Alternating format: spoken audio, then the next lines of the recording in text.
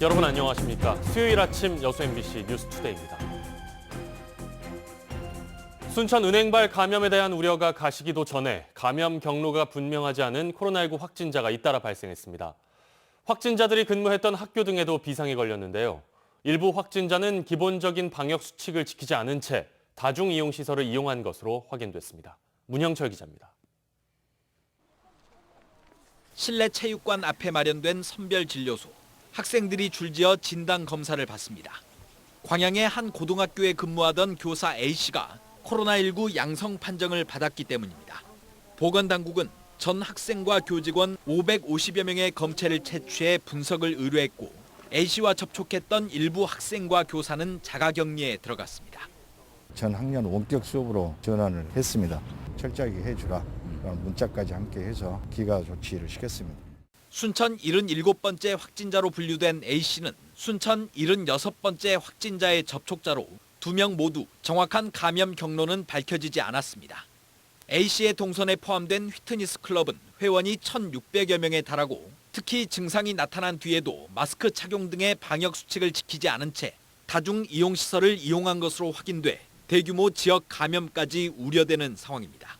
보건당국은 A씨에 대한 형사고발과 구상권 청구를 검토하고 있습니다. 불특정 다수와 접촉했을 가능성이 높은 이동 동선이 많아 지난 여름 1차 위기 때보다 더 심각한 지역 감염으로 이어질 수 있는 대단히 위중한 상황입니다. 순천 76번째, 77번째 확진자는 최근 집단 감염이 발생했던 순천의 모 은행은 방문하지 않은 것으로 알려졌습니다. 보건당국은 지역 내 연쇄 감염 우려가 큰 만큼 실내, 실외에 상관없이 반드시 마스크를 착용하고 외출이나 이동을 최대한 자제해달라고 당부했습니다. MBC 뉴스 문형철입니다. 순천시가 코로나19 사회적 거리 두기를 앞서 보신 것처럼 1.5단계로 격상했습니다. 순천시는 어제 민관공동대책위원회를 열어 사회적 거리 두기 단계를 오늘부터 별도 해제 때까지 1.5단계로 격상하기로 결정했습니다. 1.5단계는 일상생활 속에서 방역 수칙을 강화한 것으로 다중이용시설과 공공시설, 종교시설 등의 이용 인원이 4제곱미터당 1명으로 제한됩니다. 순천시는 감염 경로가 불확실한 지역 감염이 확산되면서 어제 하루 팔마체육관에서 드라이브스루 검사를 진행했습니다. 여수 소미산 불법 도로 문제를 여수시가 사실상 방관한 것 아니냐는 의혹이 시의회에서 제기됐습니다. 사업주가 무단으로 산림을 훼손해 만든 도로 옆에 상업시설을 짓겠다며 건축 허가를 신청했는데 여수시는 불법 행위를 적발하지 않고 허가 여부를 검토했다는 겁니다. 강서영 기자가 취재했습니다. 예술랜드가 만든 소미산 불법 도로를 둘러싼 의혹이 끊이질 않고 있습니다. 불법 도로 공사가 진행되던 지난 6월, 예술랜드 측은 불법 도로 옆에 소매점을 짓겠다며 여수시에 건축 허가를 신청합니다. 그러나 인근에는 건축 요건인 폭 6m 도로 대신 불법 도로밖에 없는 상황. 그런데도 여수시는 불법 도로를 적발하기는커녕 불법 도로로 허가 요건이 충족된 것으로 보고 허가 절차를 진행했습니다. 이와 관련해 여수시의회 정례회에서는 여수시가 소미산에 불법 도로가 난 사실을 알면서도 사실상 이를 방관한 것 아니냐는 의혹이 제기됐습니다. 사진 판독만으로도 불가로 회신하고 같은 팀 산지 이용 담당자에게 공사 중지 명령을 내리라고 했어야 했습니다. 백주 대낮에 허가도 받지 않고 6m 진입도를 먼저 개설하고 건축 허가 신청하는 지방자치단체가 대한민국 어디에 있겠습니까? 불법으로 도로 건설과 터파기가 이뤄진 이곳에 불과 며칠 전까지만 해도 예술랜드의 소매점 건축 허가가 진행됐던 것으로 드러났습니다. 특히 의도가 불분명한 소미산 동백나무숲 조성 사업을 여수시가 승인한 것은 예술랜드가 해당 부지에 각종 개발 사업을 할 수 있는 기반을 마련해 준 것이나 다름없다는 지적도 이어졌습니다. 상식적으로 산 정상부에 소득자가 간다고 3,000평 땅에 동백나무를 식재하는 사업주가 있겠습니까? 접근이 용이한 곳에 식재 사업을 하는 게 상식일 것입니다. 이 모든 것이 여수시가 사업주에게 협조를 해주어서 이루어진 걸로 예상됩니다. 이에 대해 여수시는 건축허가 진행 당시 현장에 직접 나가보지 않아 불법 사실을 몰랐다고 해명했습니다. 그러나 불법 도로 인근의 공원과 대관람차는 물론 건축물 허가까지 검토된 것으로 드러나면서 특정 업체에 대한 특혜 의혹은 사그라들지 않고 있습니다. MBC 뉴스 강서영입니다. 철도 차량을 교체하는 입환 업무를 담당하는 수송원들의 안전사고가 끊이지 않고 있습니다. 인원 부족으로 안전수칙을 지키지 않은 경우가 빈번하기 때문인데요. 전남 지역의 수송원 한 명이 전국에서 처음으로 철도공사를 상대로 소송을 냈습니다. 그런데 석연치 않은 이유로 기소조차 되지 않았는데요. 자세한 내용을 조희원 기자가 취재했습니다. 화물 차량이 정차된 철로에 입환용 기관차 한 대가 들어옵니다. 헬멧을 쓴 수송원들이 차례차례 차량을 연결합니다. 차량을 분리하고 연결하는 이른바 입환 작업을 하는 모습입니다. 철로 위에서 진행되는 입환 작업은 사고 위험이 높기 때문에 최소한 2명 이상 작업하는 게 원칙입니다. 하지만 지난 2017년 5월 29일 순천역에 근무하는 철도 수송원 A씨는 열차 11량을 그것도 캄캄한 새벽 3시에 혼자서 연결했습니다. 우리 팀장하고 같이 근무를 해야 맞는데요. 새벽인데. 네. 2명이서 근무를 해야 맞는데 팀장이 조근을 갔어요. 보성역인가? 네. 그쪽에 사람이 없어서 일하러 가시고 혼자 근무를 했었어요. 당시 철도노조 명예산업감독관이었던 유균 씨는 이 같은 사실을 알고 고용노동청에 공사 측을 고발했습니다. 2명 이상 작업을 하지 않을 경우 현행법상 처벌 대상이기 때문입니다. 노동청은 기소 의견으로 사건을 송치했는데 정작 사건을 넘겨받은 검찰 조사 과정에서 황당한 일이 벌어졌습니다. 담당 검사가 엉뚱하게도 고발인 유 씨가 그날 함께 근무했기 때문에 A 씨 혼자서 작업을 한 것이 아니라며 불기소 처분을 내린 겁니다. 깜짝 놀랐죠. 깜짝 놀래고 이해가 안 가요, 도대체. 내가 그날 더군다나 공가를 썼어요. 근무를 안 했단 말이에요. 근데 거기에 뻐자시 근무를 해서 위반되지 않았다라고 그렇게 쓰여 있잖아요. 실제로 취재진이 철도공사 내부 자료를 입수해 확인해 보니 유 씨는 사건 이틀 전부터 공가를 신청한 상태가 맞았습니다. 담당 검사가 송치받은 사건의 내용을 제대로 이해하지 못했거나 기본적인 수사도 하지 않은 채 봐주기를 했다고 의심이 갈 수밖에 없는 대목인 겁니다. 하지만 이에 대해 순천지검은 새로운 증거 없이는 처분을 번복하기 어렵다는 원론적인 답변만 내놨습니다. 대검 역시 지난달 말 이 사건에 대해 최종적으로 불기소 결정을 내렸습니다. 이처럼 명백한 증거를 검찰이 외면한 지난 3년 동안 입환 작업을 하다 숨지거나 다친 수송원은 확인된 숫자만 모두 18명입니다. MBC 뉴스 조희원입니다.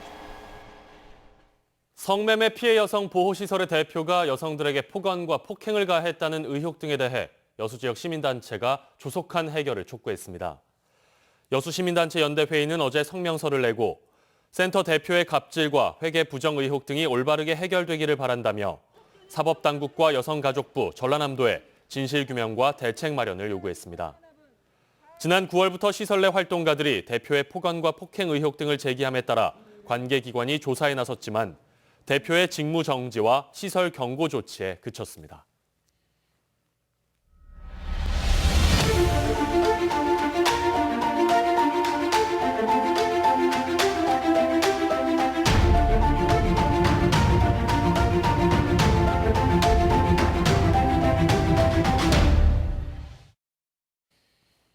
이순신 장군 명량대첩의 배후기지였던 전라 우수영이 오랜 잠에서 깨어나고 있습니다. 처음으로 실시된 발굴 조사에서 조선시대 당시 전라 우수영의 위용을 가늠케 할 근거들이 확인됐습니다. 양현승 기자가 취재했습니다. 조선 수군이 일본 수군을 격파한 명량대첩의 울돌목. 물살 빠른 바다를 바라보며 1440년부터 1895년까지 전라 우도 수군의 본영 우수영이 있었습니다. 450년간 군사적 요충지였던 전라 우수영 자리는 지금은 논밭과 건물로 둘러싸인 채 주민들에게 관아터로만 불려왔습니다. 2016년 국가문화재로 지정된 뒤 올해 6월부터 첫 발굴 조사가 이루어졌고 수령이 머물던 내야와 집무실인 동헌의 흔적들이 발견됐습니다. 15세기 후반 건물이 지어진 뒤 16, 17세기 대규모로 중창됐다는 역사적 기록도 사실로 확인됐습니다. 관할을 향해 이 같은 축대로 둘러싸인 진출입로가 확인된 게 큰 성과로 꼽히고 있습니다. 전라 우수영의 도로망을 그릴 수 있게 됐습니다. 이순 장군과 우수사, 김옥주 장군이 같이 모여서 논의도 하고 전략 회의를 했었던 그런 것으로도 추정할 수 있는데, 다만 이제 조금 더 그런 부분에 대해서는 앞으로 조사가 좀 이루어져야 될 겁니다. 초기 백자와 상평통보 등 연대를 엿볼 수 있는 유물 수백 점이 쏟아졌고 건물의 규모를 가늠케 할 대형 기와도 발견됐습니다. 더 깊이 있는 발굴 조사가 계속적으로 이루어져야 될 것 같고요. 앞으로 이렇게 학술 대회랄지 역사 고증을 통해서 옛 우수영을 되살려야 되지 않겠느냐. 해남군은 향후 전라 우수영 복원을 위한 부지 매입에 속도를 내고 있고 발굴조사단은 내년부터 전라 우수영 성벽과 객사 건물터에 대한 조사를 시작할 예정입니다. MBC 뉴스 양현승입니다. 전남도의회 보건복지환경위원회가 여수 국가산단 GS칼텍스, LG화학, 한화케미칼, 롯데케미칼, 금호석유화학 등 주요 기업 책임자들에게 행정사무감사 증인으로 출석할 것을 요구했습니다.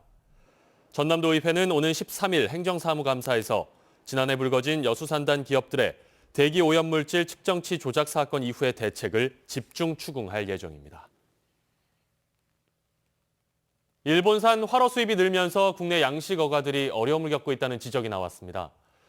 전남도의회 최병용 의원은 지난해 9월까지 일본산 참돔이 2,850톤 수입됐던 것에 비해 올해는 3,660톤으로 증가했고 이미 지난해 전체 수입량을 넘어섰다고 지적했습니다.